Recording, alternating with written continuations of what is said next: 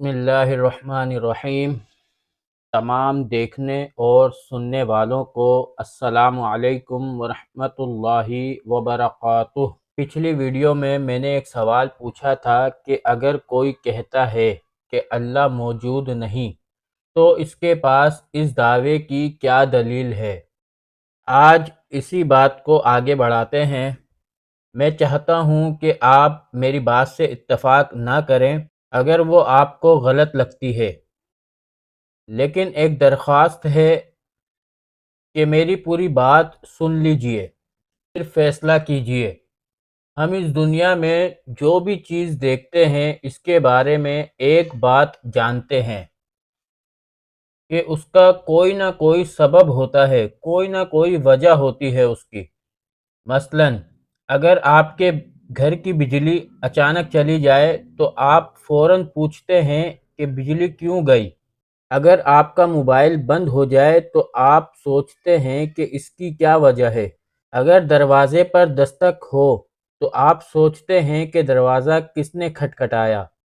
یعنی ہماری عقل ہر واقعے کے پیچھے ایک وجہ تلاش کرتی ہے۔ اب سوال یہ ہے کہ جب ہم پوری کائنات پر بات کرتے ہیں تو کیا یہ سوال پوچھنا غلط ہے کہ اس کا کیا سبب ہے؟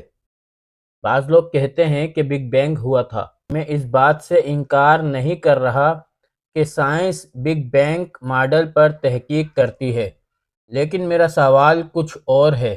اگر بگ بینگ کائنات کی ابتدا کی وضاحت کرتا ہے تو پھر اس ابتدا کا سبب کیا تھا؟ اگر کوئی کہے کہ مجھے نہیں معلوم تو یہ ایک ایماندار جواب ہے، لیکن اگر کوئی کہے چونکہ مجھے نہیں معلوم اس لیے یقیناً کوئی خالق بھی نہیں، تو یہاں مزید دلیل کی ضرورت ہوتی ہے۔ میں یہاں یہ بھی واضح کر دوں کہ اسلام ہمیں عقل استعمال کرنے سے نہیں روکتا، بلکہ بار بار دعوت دیتا ہے کہ غور کرو، سوچو، کائنات پر نظر ڈالو۔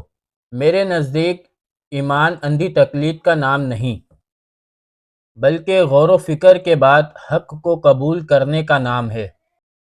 اس لیے میں آپ سب سے یہی کہتا ہوں کہ سوال ضرور کیجئے، لیکن جواب بھی انصاف سے سنیے، اور اگر میری کسی بات سے اختلاف ہے تو دلیل کے ساتھ لکھیے، میں انشاءاللہ ضرور پڑھوں گا، اور اگر ضرورت ہوئی تو ضرور اگلی ویڈیو میں اس پر بات کروں گا۔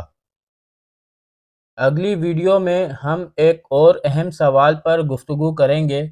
اگر اس کائنات کا ایک خالق ہے تو کیا وہ ایک ہی ہونا چاہیے یا ایک سے زیادہ بھی ہو سکتے ہیں؟ تب تک کے لیے مجھے اجازت دیجیے۔ السلام علیکم ورحمۃ اللہ وبرکاتہ۔